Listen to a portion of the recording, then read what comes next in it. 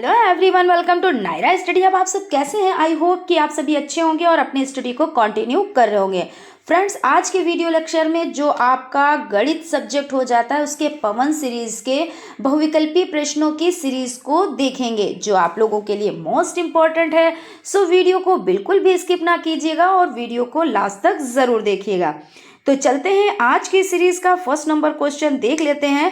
Question आपका हो जाता है क्यूब रूट 343 बटा 1000 का मान है। तो इसमें आपको क्या करना है, मान निकालना है। तो सबसे पहले ये जो आपका क्यूब रूट है, ठीक है ना, और जो ये आपकी संख्या है इसको अलग कर लेते हैं। जैसे 343 तो रूट 343, ठीक है ना, और ये क्यूब रूट आपका है। उसके बाद आपका हो जाता है क्यूब रूट 1000, ठीक है ना। अब आप क्या करेंगे, अब आप इनका, जैसे आपको पता है कि जो ये क्यूब रूट है तो ये किसका है, ये 7 का है। 343 किसका है क्यूब रूट, तो 7 का हो जाता है। और जब आपने याद किया होगा इसको, और अगर नहीं भी याद किया है तो आप एलसीएम लेके इसको निकाल सकते हैं, ठीक है ना। तो ये आपका हो जाता है 1000 किसका है, तो 10 का है, यानी कि 7/10 हो जाता है। अब इसे दशमलव में आप ला सकते हैं। तो जैसे आपने 7 को 10 से भाग किया, ठीक है ना, तो अब ये बड़ी संख्या हो जाती है, छोटी संख्या हो जाती है। हमें क्या करना है, जो ये 7 है इसको बड़ा करना है, और ये जो 10 है ये तो जितना है इतना उतना ही रहेगा। तो हम क्या करेंगे, दशमलव लगाएंगे और 0 बढ़ा देंगे, ठीक है ना। तो जब हमने दशमलव लगाया और 0 बढ़ाया तो ये 70 हो गए और ये 10 रहे। तो 10 सती 70 यानी 7, 10 सती 70 और पूरा पूरा कट गया। दशमलव से पहले 0 लगा देते हैं, तो इस तरह से ये आपका 0 लग जाता है। अब आप देख लें कि आपका कौन सा ऑप्शन राइट हो जाता है। तो आ ऑप्शन है 0.5 और बा ऑप्शन है 0.7 और सा ऑप्शन है 0.7। यहाँ पे देखिए दो ऑप्शन एक जैसे दिए हुए हैं, लेकिन जो आपका पहला हो उसी को आप सही कीजिए, यानी बा ऑप्शन आप इस पे राइट कर दीजिए। वैसे तो आपके जब सेम सेम है, लेकिन जो पहला है उसी को आप सही कर देंगे। उसके बाद आपका जो क्वेश्चन हो जाता है सेकंड, 3 सिक्कों को एक साथ उछालने पर संभव परिणामों की संख्या है। तो इसको आप किस तरह से सॉल्व कर सकते हैं। सबसे पहला जो तरीका हो जाता है वो हो जाता है 2n, यानी कोई भी संख्या है तो जितने आपसे सिक्के पूछे जा रहे हैं तो आपका 2n, इस तरह से आप निकाल सकते हैं। यानी 2 तो रहेगा आपका, और कितने सिक्के पूछ रहे हैं, तो 3 सिक्के, ऊपर आप 3 घात लगा दें। अब आप इसको सॉल्व करेंगे तो 2 गुणे 2 गुणे 2, तो आप 2 दूना 4 दूना 8, यानी कि आपका 8 आंसर आ जाता है, ठीक है ना। अब इसमें समझ लेते हैं, जैसे आपने 3 सिक्कों को एक साथ उछाला तो कितने की संभवतः परिणामों की संख्या क्या है। तो या तो 3 सिक्के हैं, हेड हेड हेड आ सकता है, ठीक है ना, या तीनों सिक्के हेड हेड आ सकते हैं, या उसमें से 2 सिक्के हेड हेड और एक टेल आ सकता है। यही तो संभावना बन रही है, यही तो बन सकती है। और उसके बाद आपका हो जाता है हेड एक सिक्का और टेल ये हो जाता है। फिर आप आ जाए, एक कंडीशन और बनती है, या तो हेड या टेल और या हेड, इस तरह से ये 4 संभावनाएं हो जाती है। उसके बाद देखते हैं, या तो टेल टेल और टेल ये हो सकता है, या आपका टेल टेल और हेड ये हो सकता है, ये संभावना बन सकती है। उसके बाद आपका हो जाता है टेल हेड हेड, ये भी संभावना बन सकती है, या आपका हो जाता है टेल हेड और टेल, ये संभावना बन सकती है। यानी टोटल कितनी संभावनाएं बनी, 1 2 3 4 5 6 7 8, और देखिए यहाँ पर भी आपका 8 आंसर सही है। इस तरह के जो क्वेश्चंस आते हैं, जितने भी सिक्के आपसे पूछे जा रहे हैं, तो आप इस तरह से 2 की घात n, यानी 2 पर आप जितने सिक्के पूछे जा रहे हैं, मान लीजिए 4 सिक्के पूछे जा रहे हैं तो 2 की घात 4, 5 सिक्के पूछे जा रहे हैं तो 2 की घात 5, इस तरह से आप सॉल्व कर लेंगे और आपका आंसर आ जाएगा। चलते हैं क्वेश्चन की तरफ। क्वेश्चन आपका हो जाता है 3.5 सेंटीमीटर त्रिज्या वाले अर्धवृत्त का क्षेत्रफल है। यहाँ पर सबसे पहले ये समझ लेते हैं, ये 3.5 नहीं है, ये आपका 35 है।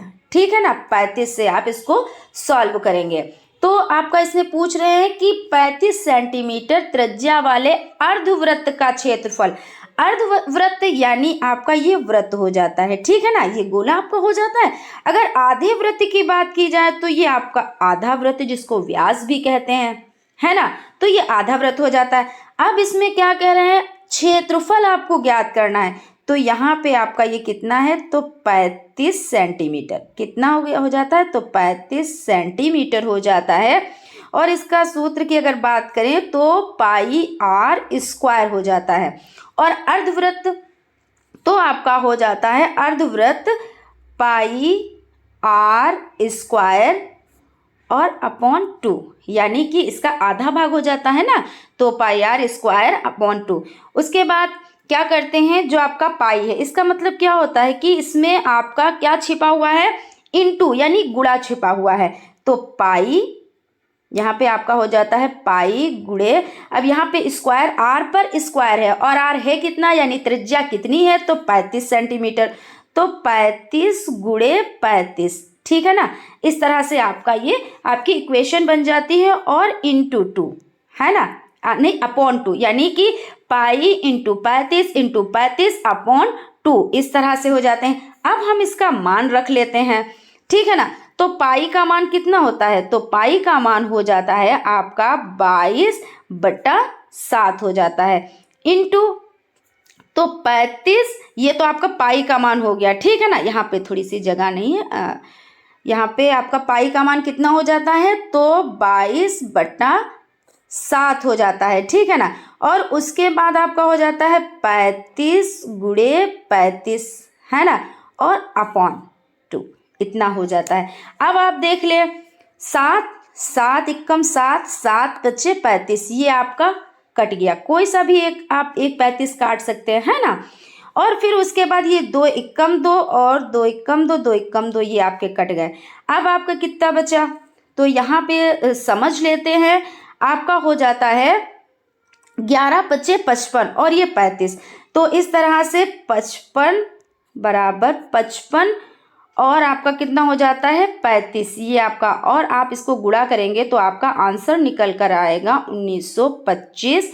क्योंकि यहाँ पे कह रहे हैं कि क्षेत्रफल है ना, 35 सेंटीमीटर त्रिज्या वाले अर्धवृत्त का क्षेत्रफल, तो यहाँ पे आपका सेंटीमीटर स्क्वायर आएगा। ये आपका आंसर हो जाता है। आप देख ले इसमें आपके सीरीज में, तो आ ऑप्शन यानी 1925 वर्ग सेंटीमीटर, ये आंसर आपका निकल कर आ गया।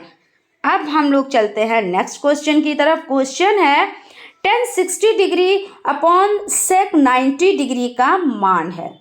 तो इसको समझ लेते हैं, tan 60 डिग्री का मान कितना होता है, तो इसकी वैल्यू कितनी होती है, तो √3 होती है। कितनी होती है, तो √3 होती है। और यहाँ पे है sec 90 का मान कितना होता है, तो sec 90 का मान होता है आपका इन्फिनाइट होता है। और यहाँ पे बटे में है तो आप बटा कर दें, इन्फिनाइट यानी कि अनंत हो जाता है। किसी संख्या में आप इन्फिनाइट यानी बहुत बड़ी संख्या, इन्फिनाइट मतलब अनंत, और अनंत का मतलब जिसका कोई अंत नहीं, है ना। तो बड़ी संख्या से भाग दीजिए, जितनी बड़ी संख्या से आप भाग करेंगे मान उतना ही छोटा होता चला जाएगा, ठीक है ना। जब आप इन्फिनाइट में किसी संख्या में भाग करेंगे तो मान कितना होगा, तो मान आपका हो जाएगा 0। तो इस तरह से आप देख लें, आपके ऑप्शन में 0 है, यानी द ऑप्शन पे आपका है मान, तो इसलिए आपका द ऑप्शन राइट हो जाता है, ठीक है ना। उसके बाद चलते हैं क्वेश्चन की तरफ। क्वेश्चन है आपका 7, 6, 2, 5, 9 की माध्यका ज्ञात कीजिए। माध्यका मतलब क्या होता है, आप लोग बहुत अच्छे से समझते हैं। इस तरह के जो प्रश्न है, प्रश्न में नंबर को आरोही क्रम में लगा लेते हैं। आरोही क्रम में आप लगा लें या अवरोही क्रम में लगा लें। आरोही क्रम का मतलब क्या होता है, जैसे आप सीढ़ियों से चढ़ रहे हैं, ठीक है ना, पहले स्टेप पे, दूसरे स्टेप, तीसरा स्टेप, ये आपका आरोही क्रम हो जाता है। और अवरोही क्रम यानी आप मान लें कि सीढ़ियों से आप नीचे उतर रहे हैं, यानी आप मान लीजिए 1 2 3 4 5 इस तरह 9 सीढ़ियों पे चढ़ते चले गए। मान ले कोई भी संख्या हमने 9 मान ली, फिर 9 से आप नीचे उतरेंगे तो 9 8 7 6 5 4 3 2 1 इस तरह से आप उतरेंगे तो वो हो जाता है आरोही क्रम यानी नीचे से ऊपर जाना, और ऊपर से नीचे आना यानी अवरोही क्रम। आप किसी भी क्रम में इसको रख सकते हैं, हम यहाँ पे आरोही क्रम में रख रहे हैं। तो इसलिए सबसे पहली संख्या देख लेते हैं कौन सी है। तो सबसे यहाँ पे छोटी संख्या आपकी हो जाती है 2, है ना, 2 संख्या हो जाती है तो इसको हमने 2 लिख लिया। उसके बाद 2 के बाद यहाँ पे आपका 5 हो जाता है तो 5 संख्या रख ली। उसके बाद 5 के बाद 6 संख्या हो जाती है ना, तो 6 संख्या रख ली, और 6 के बाद 7 हो जाती है तो 7 संख्या, और उसके बाद सबसे बड़ी आपकी 9 संख्या। ये आपका क्या हो जाता है, ये आपका आरोही क्रम हो जाता है। और अगर अवरोही क्रम की बात की जाए तो यहाँ पे समझ भी लेते हैं, क्योंकि चीज़ें आप जितना समझे उतना अच्छा है ना। तो अवरोही क्रम क्या होता है, तो अवरोही हो जाता है जैसे आप इसका उल्टा कर दें, यानी 9 फिर 7 फिर 6 फिर 5 और उसके बाद 2, ठीक है ना। अब आपने क्रम से लगा लिया। अब यहाँ पे आप काउंट करें 1 2 3 4 5 कितनी संख्याएं बन रही हैं, 5 संख्याएं बन रही हैं। आप यहाँ पे भी काउंट कर ले, आरोही अवरोही नंबर तो कम ज़्यादा नहीं होंगे ना, तो 5 ही संख्या यहाँ पे भी बन रही हैं, 1 2 3 4 5। इसका मतलब ये कौन सी है, तो ये विषम है। अब इसका सूत्र अलग हो जाता है, इसका सूत्र हो जाता है n+1/2, 1वां पद हो जाता है ना, इसका 1वां पद हो जाता है। 1वां पद मतलब हो जाता है, क्या करेंगे, n+1 यानी जितने नंबर हैं, यानी 5 नंबर बन रहे हैं तो 5, ठीक है ना। और उसके बाद यहाँ पे +1 और /2, 2 यानी निकल के क्या आता है 6/2, 2 एकम 2, 2 तियां 6, यानी 3वां पद। कौन सा पद, तो 3वां पद। अब 3वां पद कौन सा है आप देख लें, 3वां पद आपका हो जाता है 6, है ना, 3वां पद आपका 6 हो जाता है। देखिए इसमें भी 6 है, इसमें भी 6 है, यानी कि जो 6 है वही आंसर है। अब आप देख लें आपकी सीरीज में कहाँ पे है ये 6, तो आप देख सकते हैं आपका बा ऑप्शन है, यानी कि बा ऑप्शन राइट हो जाता है, ठीक है ना। संख्या आपकी हो जाती है 18 0 90 50 25 के वर्गमूल में अंकों की संख्या है। अब अंकों की संख्या ये पूछ रहे हैं, आखिर ये अंकों की संख्या क्या होती है, वर्गमूल होता तो हम निकाल लेते हैं, यही तो माइंड में सवाल आने लगते हैं। लेकिन यहाँ पे समझ लेते हैं क्या होता है कि वर्गमूल जब आप भाग विधि से निकालते हैं तो आप क्या करते हैं, आप जोड़े बनाते हैं, ऐसे ही तो करते हैं आप। इस तरह से यहाँ पे समझ लें, आप जोड़े बनाते हैं इस तरह से, और आप इसमें क्या करते हैं, ऐसे लिख लेते हैं, और उसके बाद क्या करते हैं, आप जोड़े किधर से बनाते हैं, अपने राइट हैंड की तरफ से, है ना। तो आपका एक जोड़ा ये बन गया, दूसरा जोड़ा ये बन गया, तीसरा जोड़ा ये बन गया, इधर की एक संख्या बची, यानी कि एक जोड़ा आपका ये भी बन गया। भले एक संख्या बचे लेकिन आपका जोड़ा ये है। और जब आपको संख्याएं बढ़ानी होती हैं इस तरह के वर्गमूल में, तो आपको जोड़े से ही बढ़ाना रहता है, यानी कि आप एक नंबर नहीं बढ़ाएंगे। जैसे आप भाग करते हैं तो उसमें दशमलव लगाया, 0 बढ़ाया, यानी 1 किया, लेकिन जब आप वर्गमूल निकालते हैं तो उसमें आपको पूरा जोड़ा 1 लिखना होता है। खैर ये बात तो यहाँ पे नहीं पूछी गई, लेकिन हमने आपको बता दिया। तो यहाँ पे ये इतना तो हमने अभी बढ़ाया है, उससे मतलब नहीं है आपको। यहाँ पे आपका एक जोड़ा ये, दूसरा जोड़ा ये, तीसरा जोड़ा ये हो जाता है, और चौथा जोड़ा ये हो जाता है। इस तरह से आपके यहाँ पे कितने जोड़े बन रहे हैं, तो 4 जोड़े बन रहे हैं। आपके ऑप्शन में देख लीजिए कहीं पर 4 जोड़े हैं क्या, तो आपका हो जाता है, हाँ, सा ऑप्शन में आपका हो जाता है। तो यहाँ पे आप देख लें, सा ऑप्शन आपका राइट हो जाता है। उसके बाद क्वेश्चन है, यदि 2 सिक्कों को एक साथ उछाला गया तो दोनों सिक्कों के पट के ऊपर पड़ने की संभावना क्या होगी, ठीक है ना। तो अब देख लेते हैं क्या संभावना यहाँ पे बन रही है। यदि 2 सिक्कों को एक साथ उछाला गया, तो आपने 2 सिक्कों को उछाला, तो उसमें क्या हो, कुल घटनाएं कितनी बन रही हैं, तो कुल घटनाएं या तो क्या होगा, या तो दोनों सिक्कों में हेड हेड आएगा, ठीक है, या दोनों सिक्कों में टेल टेल आएगा, ऐसा भी हो सकता है, या एक में हेड और एक में टेल आएगा, या दूसरे में टेल और पहले में हेड आएगा। इतनी ही तो संभावनाएं बन रही हैं। मतलब कुल मिला के यहाँ पे ये है कि कुल घटनाएं 4 हैं और एक पर टेल आ रहा है, अतः 1/4 है ना, यही तो होगा। क्योंकि क्या कह रहे हैं, यदि 2 सिक्कों को एक साथ उछाला गया तो दोनों सिक्कों के पट मतलब क्या होता है, टेल। यहाँ पे ये भी लिखिए, ये भी समझ लीजिए कि पट मतलब टेल होता है। और अगर हम आपको ट्रिक बताएं कि इसमें आप कंफ्यूज हो जाते हैं तो टा से लास्ट हो रहा है और टा से स्टार्ट हो रहा है, यानी पट टेल। तो इस तरह से आप चीजों को याद रखिए। तो टेल देखिए यहाँ पे कितनी संभावनाएं बन रही हैं, तो 1 बन रही है। तो इस तरह से जो टोटल संभावनाएं हैं वो 4 हैं। कितनी संभावनाएं, तो 4 हैं, 1 2 3 4, ये 4 संभावनाएं हो गई। इसमें से बन कितनी संभावनाएं रही हैं, यहाँ पे देखिए एक बार फिर से क्वेश्चन को पढ़ लेते हैं।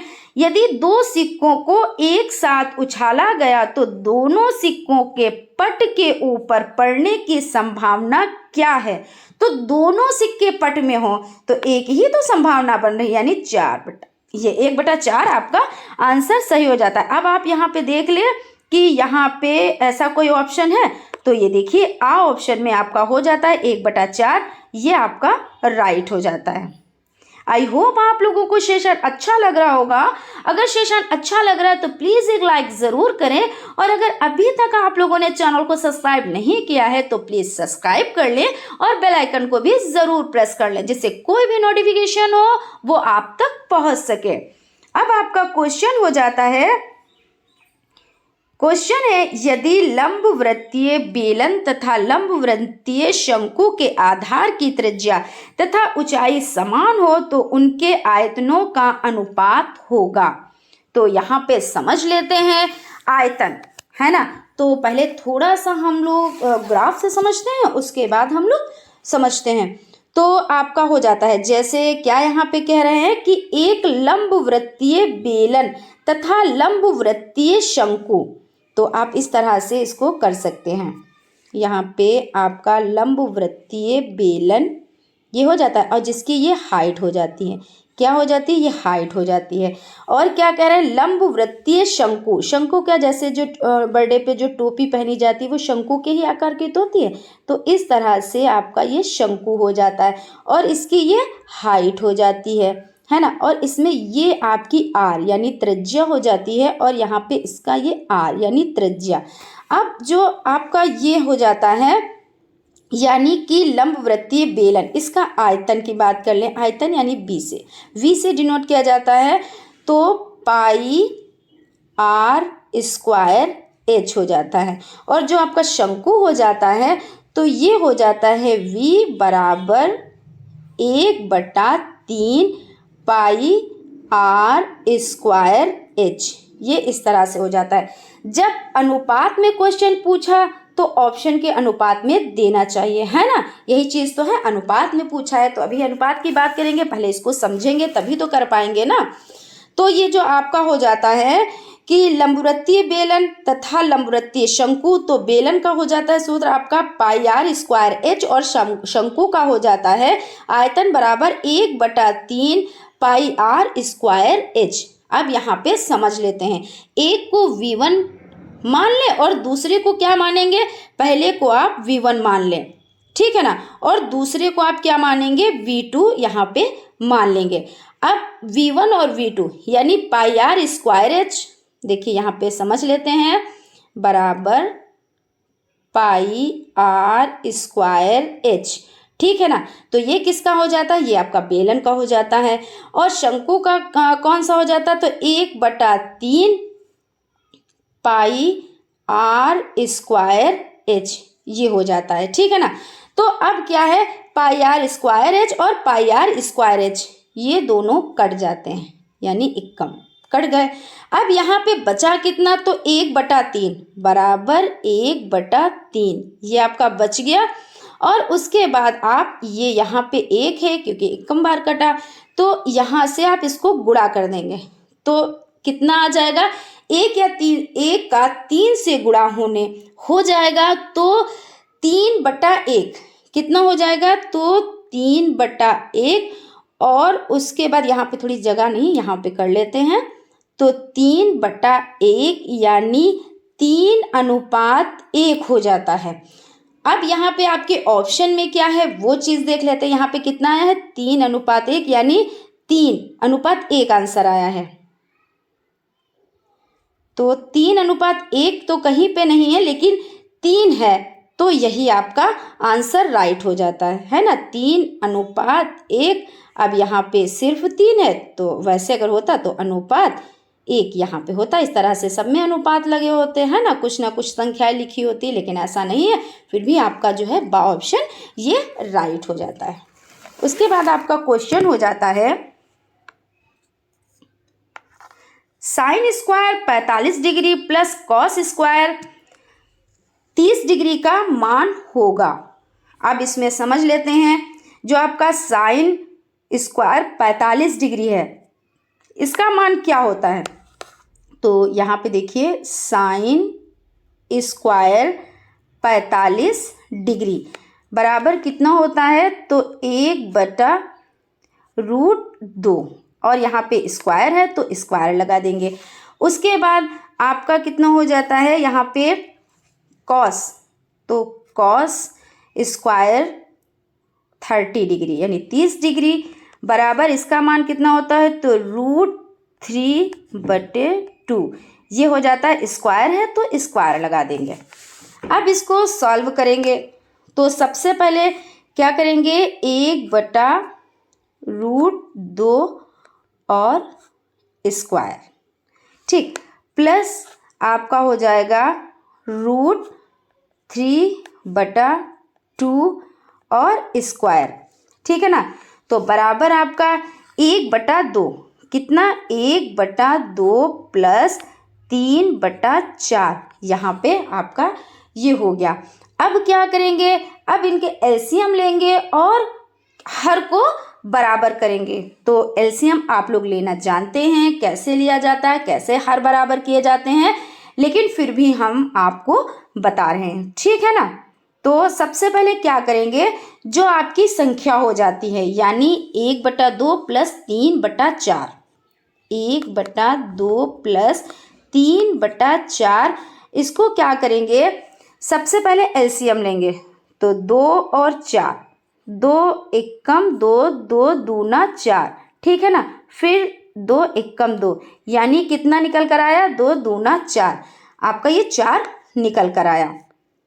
अब देख लेते हैं, अब ये 1 प्लस 3 इतने ही तो है, ठीक है ना। अब क्या करेंगे, जो ये 4 निकल कर आया है तो इस 4 को क्या करेंगे, अब हम भाग कर देंगे। पहले नीचे वाली संख्या जो हर है उसको भाग करेंगे तो 2 दूना 4 होता है ना, तो 2 दूना 4 आप क्या करेंगे, 2 और 4, 2 दूना 4 आपका हो जाता है, पूरा पूरा कट गया। अब 2 एकम 2 है ना, तो 2 एकम 2 यहाँ पर इस तरह की इक्वेशन बन के तैयार होगी। अभी अब क्या करेंगे, अब यहाँ पे हम 3 है ना, तो यहाँ पे 4 एकम 4 और क्योंकि 3 तो एकम एक बार जाएगा तो 3 एकम 3 हो जाएगा, यानी कि जो आपका निकल कर आया है 2 और 3 5 और 4 आपका ये निकल कर आया है, ठीक है ना। तो अब हम देख लेते हैं यहाँ पर, तो जो आपका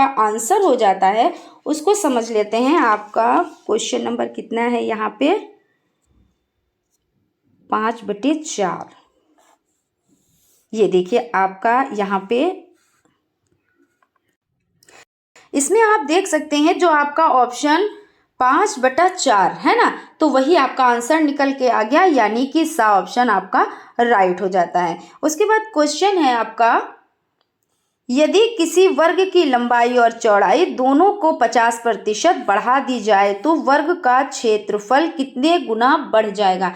आप लोग बहुत अच्छे से जानते हैं वर्ग की चारों भुजाएं बराबर होती हैं, ठीक है ना, चारों भुजाएं बराबर होती है, उसको आप लोग ए मान लें, तो चारों भुजाओं पर आप ए मान लें, ठीक है ना। और इसका ए बराबर ए स्क्वायर है ना, ये आपका हो जाता है। अब देख लेते हैं इसका क्षेत्रफल ए स्क्वायर होता है। वर्ग की लंबाई चौड़ाई 50% बढ़ा दी गई है। वर्ग में कोई भी भुजा आ जाए तो यानी आप वर्ग में कोई भी भुजा बढ़ाओगे तो सारी भुजाएं आपकी बढ़ जाएंगी, क्योंकि वर्ग में क्या होता है, सारी भुजाएं आपकी बराबर होती हैं। ठीक है ना। तो कहने का मतलब ये है कि भुजा बढ़ाई जा रही है यहाँ पर, यही चीज तो है। मतलब क्वेश्चन में क्या पूछा जा रहा है, यदि किसी वर्ग की लंबाई और चौड़ाई दोनों को 50% बढ़ा दिया जाए तो वर्ग का क्षेत्रफल कितने गुना बढ़ जाएगा, ये चीज यहाँ पे आप लोगों को निकालनी है। ठीक है ना। तो समझ लेते हैं यहाँ पे a प्लस 50%। ठीक है ना। a प्लस 50% यानी बढ़ाया जा रहा है किसका, तो a का 50% बढ़ाया जा रहा है ना। फिर यहाँ पे आप देख ले a प्लस a का 50%, यानी का मतलब क्या होता है, का मतलब होता है गुणा करना, है ना। तो इस तरीके से हो जाएगा a प्लस a गुणे 50 और यहाँ पे आपका हो जाएगा गुणा 1/100। 100 यहाँ पे 1/100 क्यों आया, इसका मतलब गुणा है ना। का मतलब तो गुणा होता है और 1/100 जहाँ पे प्रतिशत होता है तो प्रतिशत आप हटाकर, यानी प्रतिशत का जो सिंबल होता है इस तरह से तो होता है, इसको हटाकर आप क्या लिख सकते हैं, 1/100, यानी इसका मान 1/100 होता है। तो यहाँ पे ये चीज क्लियर हो गई। उसके बाद a1 बराबर आपका हो जाता है a प्लस a/2 बराबर 3a/2। जो नया वर्ग बनेगा उसकी भुजा आपकी हो जाएगी 3a/2, ये हो जाएगी। ठीक है ना।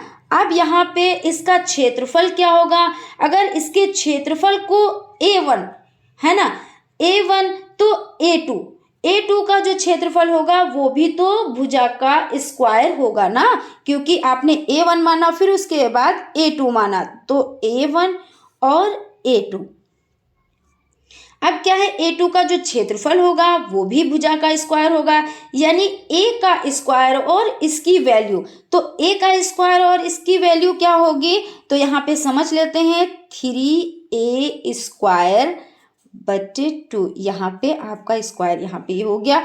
अब ये क्या कर लेते हैं, 3, अब 3 को क्या करना है, 3 गुणे 3 यानी कितना हो गया, तो 9 हो गया, है ना। और उसके बाद आपका हो जाता है ए भी तो होगा ना, और उसके बाद आपका यहाँ पे 2 हो जाता है, यानी कि 9a²/2।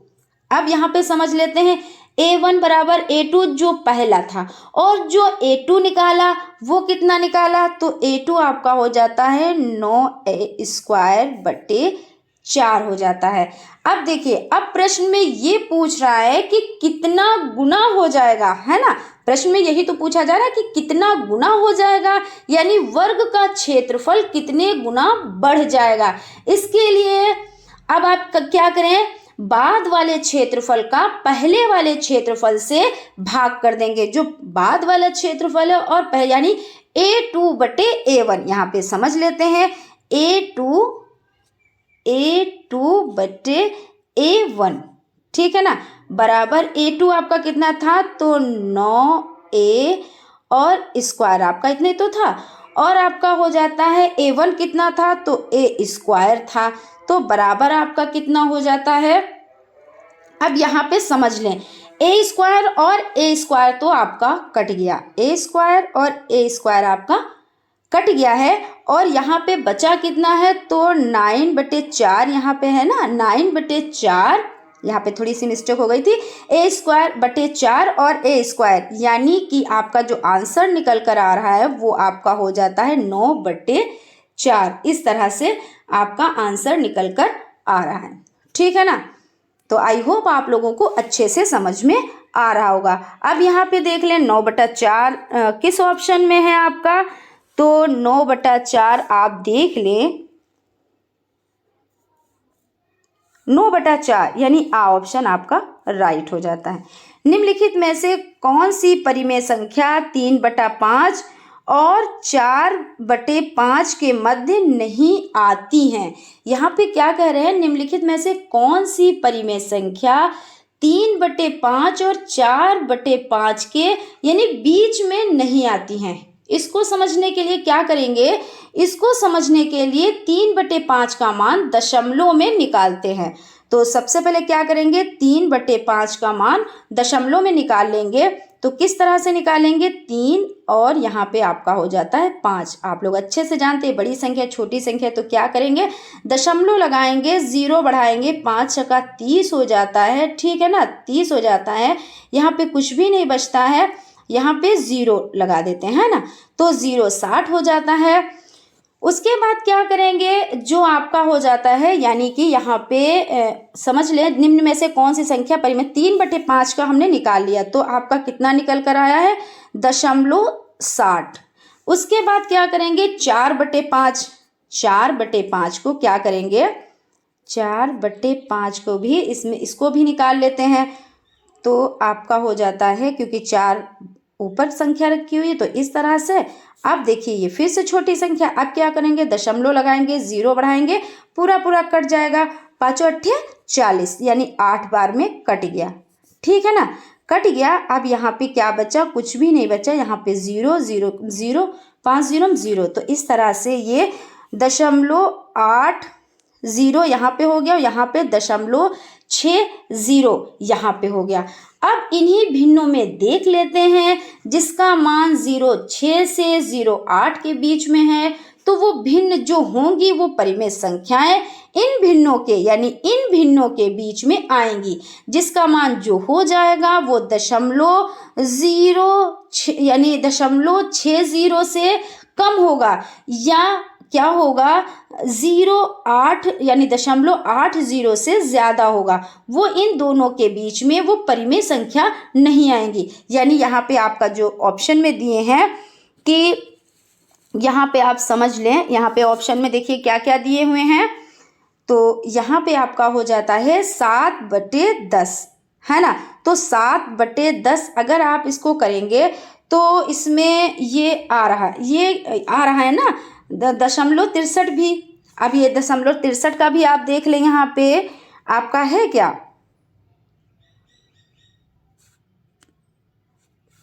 आप इनका भाग करके देखिए, ये नहीं आ रहा है। लेकिन जो देखिए आपका आ रहा है वो कौन सा, ये यहाँ पे पूछा गया निम्न में से कौन सी परिमेय संख्या 3/5 और 4/5 के मध्य नहीं आती हैं, यानी जो नहीं आती हैं वो आपका द ऑप्शन हो जाता है। आप इसको भाग करके देखें तो इसका आंसर नहीं है यहाँ पे, यानी कि आपका जो हो जाता है 0.6 यानी 0.60 और 0.80 के बीच में नहीं आता है। तो इस तरह से आपका आंसर राइट हो जाता है। अब क्वेश्चन है, यदि cos A बराबर 0 हो तो A का मान होगा कितना होगा, तो 30 डिग्री होगा, 90 डिग्री होगा और 45 डिग्री होगा या 60 डिग्री होगा। तो इसमें समझ लेते हैं, ठीक है ना। ये हम कर रहे हैं क्वेश्चन, यदि cos A बराबर 0 हो तो A का मान होगा। तो cos A का मान 0 दिए हैं, तो 0 के स्थान पर cos 90 डिग्री, है ना। तो यहाँ पे cos कट जाएगा, यानी जो आपका हो जाएगा वो 90 डिग्री, यानी कि बा ऑप्शन आपका राइट हो जाता है। आंकड़े 5 7 9 8 7 9 7 7 5 3 5 का बहुलक है। बहुलक का मतलब आप लोग समझते हैं, जो बार बार जो सबसे ज़्यादा बार आया हो, जो नंबर सबसे ज़्यादा बार आया हो उसको बहुलक कहते हैं। तो इसमें समझ लेते हैं, देखिए जो आपका 5 है नंबर, तो 1 और आपका 2 और 3, यानी जो 5 नंबर है वो आपका कितनी बार आया है, तो 3 बार आया है। उसके बाद 7 को देख लेते हैं, तो 1 और 2 3 और 4, यानी जो 7 नंबर है वो कितनी बार आया है, तो 4 बार आया है। और उसके बाद जो 9 नंबर है, तो 1 और 2 यानी 2 बार आया है, 2 बार आया है। इसी तरह से आपका जो नंबर 3 हो जाता है, देखिए वो 1 बार आया है। तो इस तरह से जो सबसे ज़्यादा बार संख्या आई है वो कौन हो जाती है संख्या। तो आप लोग इसमें देख सकते हैं अच्छे से कि जो 7 है वो कितनी बार आया है, तो 4 बार आया है, यानी कि जो आपका आ ऑप्शन है वो राइट हो जाता है। अब क्वेश्चन देख लेते हैं। क्वेश्चन है 14 नंबर का क्वेश्चन है, रूट ए बी बटे ए गुणे रूट सी बटे बी गुणे रूट, यानी अंडर रूट में है ना ये, तो ए बटे सी का मान होगा। यहाँ पे क्या है, यहाँ पे गुणा हो रहा है, 3 भिन्न संख्याएं दी है, यहाँ पे आप देख लें 3 भिन्न संख्याएं दी हैं और यहाँ पे ये गुणे का निशान है, यानी यहाँ पे गुणा हो रहा है। रूट अलग अलग लिख सकते हैं। रूट अलग अलग कैसे लिख सकते हैं, तो यहाँ पे समझ लें ये रूट बी बटे ए है, तो इस तरह लिख सकते हैं बी और आपका हो जाता है बटे और रूट ए, ऐसे लिख सकते हैं ना। फिर उसके बाद गुणा है, फिर आपका हो जाता है रूट सी बटे आपका हो जाता है और फिर रूट बी हो जाता है, फिर आपका गुणा हो जाता है, फिर आपका रूट ए बटे और रूट सी। इस तरह से आपकी इक्वेशन बन गई। अब हर और अंश में रूट सी है, देखिए यहाँ पे हर और अंश में रूट कहीं पर सी है, देखिए आप देख सकते हैं, ये देखिए आपका हर है रूट सी और अंश आपका रूट सी, यानी दोनों कट गए, ठीक है ना। अब देखिए ए हर में है, अब यहाँ पे आप देख लें ए हर में है ना और अंश में भी है, तो ये भी दोनों कट गए ना। अब उसके बाद देखिए आपका हर में बी है रूट बी और अंश में भी आपका रूट बी, यानी सब कट गए। अब सब जब कट गए तो सबका मान निकल कर क्या आया, तो सबका मान निकल कर 1 आया। इस तरह का जब क्वेश्चन है सारे कट गए तो उसका मान निकल कर क्या आता है, तो उसका मान निकल कर आपका 1 आता है। इस तरह से आपका एक आंसर। अब आप देख लें इसमें ऑप्शन में सा ऑप्शन आपका हो जाता है, ये राइट हो जाता है। उसके बाद क्वेश्चन है आपका, एक वृत्त का व्यास 12 सेंटीमीटर है, वृत्त की परिधि है। अब यहाँ पे क्या कह रहे हैं कि एक वृत्त का व्यास, वृत्त है ना, वृत्त का व्यास और परिधि क्या है, ये जो चारों ये जो बाउंड्री होती है इसको परिधि कहते हैं, है ना, ये परिधि हो जाती है और ये इसका सूत्र क्या हो जाता है 2 पाई r हो जाता है। अब 2 पाई r क्या होता है, तो वृत्त की परिधि होती है ना, ये तो हम लोग डिस्कस कर चुके हैं। अब व्यास, व्यास क्या होता है, जब हम इसको आधा कर देते हैं यही तो व्यास होता है, और जो इसका आधा होता है इसको क्या कहते हैं, तो वो त्रिज्या होती है ना, इस तरह से हो जाता है। तो व्यास जो होता है उसका सूत्र क्या होता है, तो व्यास होता है व्यास बराबर 2r होता है, व्यास बराबर 2r। और यहाँ पे क्या कह रहे हैं, एक वृत्त का व्यास, तो व्यास है कितना, तो व्यास जो है वो है 12, व्यास कितना दिए हुए तो 12, और यहाँ पे देख लें 12 सेंटीमीटर दिए हुए हैं, यहाँ पे भी देख लें, हाँ व्यास 12 सेंटीमीटर दिए हुए हैं, तो इस तरह से लिख लेते हैं। अब 12 सेंटीमीटर यानी बराबर 12 पाई सेंटीमीटर, यही तो हो गया ना। उसके बाद है 2r की वैल्यू, अब 2r है क्योंकि ये आधा है ना, व्यास क्या है, तो ये आधा है, वृत्त से ये आधा है, तो 2r की वैल्यू क्या है, तो 2r की वैल्यू हो जाती है बराबर 12, तो 12 गुणे पाई बराबर 12 पाई। अब देख ले ऑप्शन में कुछ ऐसा है क्या, तो ए ऑप्शन में आपका 12 पाई सेंटीमीटर हो जाता है, यहाँ पे सेंटीमीटर भी लगा लें, ठीक है ना, सेंटीमीटर। इस तरह से आपका सॉल्व हो जाता है। उसके बाद क्वेश्चन है आपका, एक समांतर चतुर्भुज के अंतःकोणों का योग होता है, एक समकोण, 2 समकोण, 8 समकोण या 4 समकोण। तो चतुर्भुज कोई भी हो, सबसे पहले इस पे बात करते हैं कि चतुर्भुज कोई भी हो उसके अंतःकोणों का योग होता है 360 डिग्री। कितनी डिग्री होता है, तो 360 डिग्री होता है। 360 डिग्री को आप क्या क्या लिख सकते हैं, यहाँ पे समझ लेते हैं।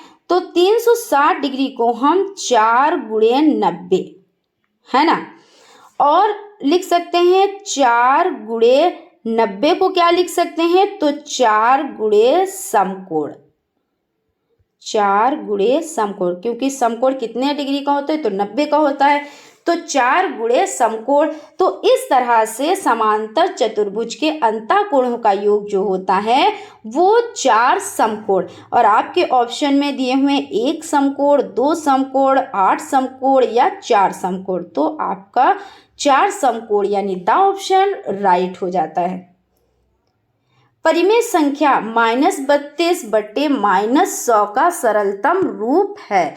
तो परिमेय संख्या इसमें क्या करते हैं, जब दोनों संख्याओं में, जैसे यहाँ पे आपका है -32 बटे -100, ठीक है ना, तो इसमें क्या करेंगे, दोनों माइनस माइनस है तो दोनों कट गए। अब क्या हुआ, दोनों कट के अब ये प्लस में हो गया, यानी कि आपका 32 बटे 100 हो गया, ठीक है ना, 32 बटे 100 हो गया।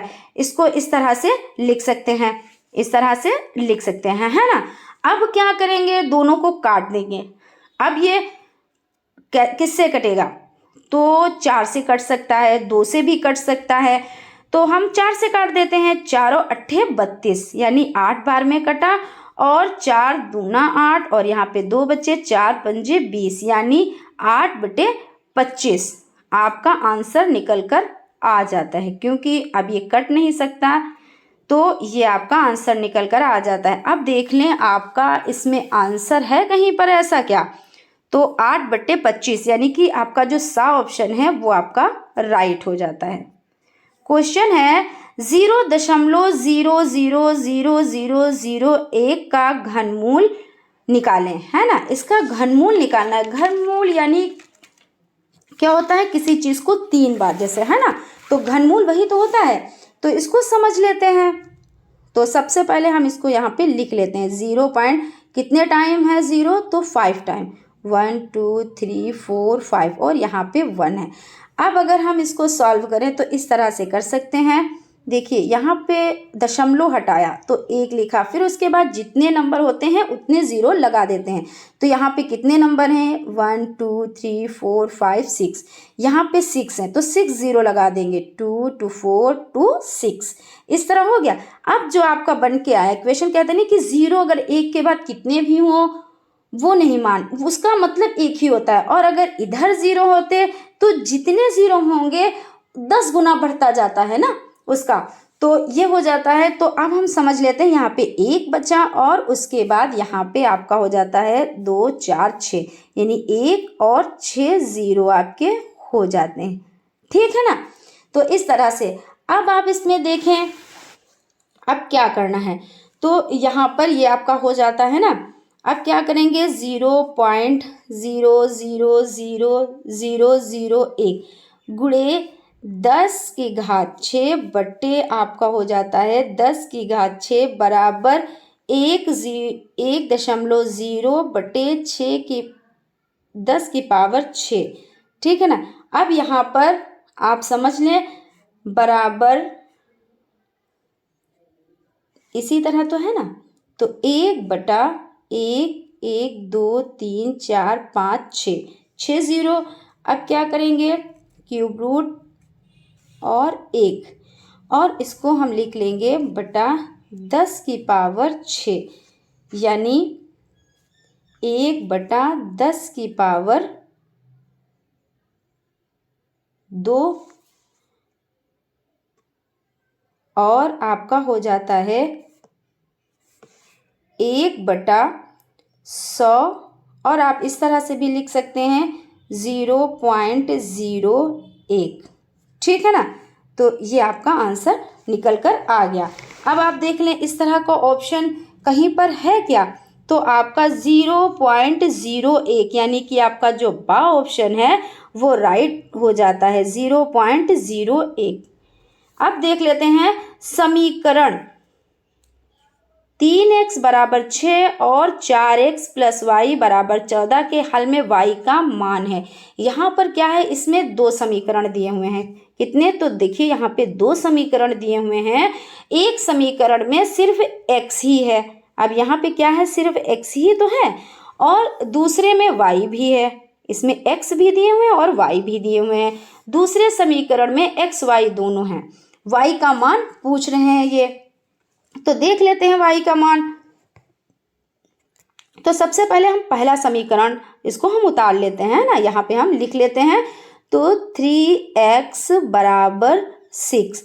अब हम क्या करेंगे, x बराबर 6/3, 3 एकम 3, 3 दूना 6, यानी कि 2 यहाँ पर निकल कर आ जाता है, यानी x का मान 2 आ गया। जब x का मान 2 आ गया तो पहले समीकरण से, यानी जो पहला समीकरण है हमारा, तो इसका जो है मान 2 निकल कर आ गया। कितना मान निकल कर आ गया, तो 2 निकल कर आ गया। अब इसमें देख लेते हैं, पहले समीकरण में यहाँ पे इरेज हो गया, 2 निकल कर मान आ गया। अब क्या करेंगे, अब करना है कि जो पहले समीकरण से x का मान आया है उसे दूसरे समीकरण में रख देंगे। अब दूसरा समीकरण देखिए इस तरह है, 4x + y बराबर 14, है ना। तो इस तरह से हो जाता है। अब क्या करेंगे, अब इसमें x का मान रखेंगे। अब x का मान रखने पर इसमें क्या होगा कि जब x का मान 2 है ना, तो 4 × 2, बाकी हम ऐसे ही इसको उतार लेंगे। तो यहाँ पर हमारा हो जाता है इस तरह से। अब 4 दूना कितना होता है, तो 8 हो जाता है ना। तो 4 दूना 8, और आपका कितना हो जाता है, इसको तो सॉल्व कर लिया, प्लस y हो जाता है और बराबर 14 हो जाता है। ठीक है ना। अब क्या करेंगे, जो y है उसको इधर रखेंगे, y को इधर कर लेंगे, और y बराबर 14 तो पहले से यहाँ पे रखा है तो यहीं पे रख देंगे। अब जब ये 8 उठा के हम यहाँ पे लाएंगे, क्योंकि ये प्लस का है और यहाँ पे आएगा तो ये माइनस का हो जाएगा, है ना। तो माइनस के 8 हो जाएंगे, यानी 14 में से 8 निकालेंगे तो कितना बचेगा, तो 14 में से 8 निकालेंगे तो बचेगा 6, यानी 6 बचेंगे, है ना। और ये चीज़ हम अभी आपको बता चुके हैं कि जब 8 को दूसरी तरफ ले जाएंगे तो क्या होगा, अगर माइनस में होता तो प्लस में हो जाता, और प्लस में है तो माइनस में हो जाएगा।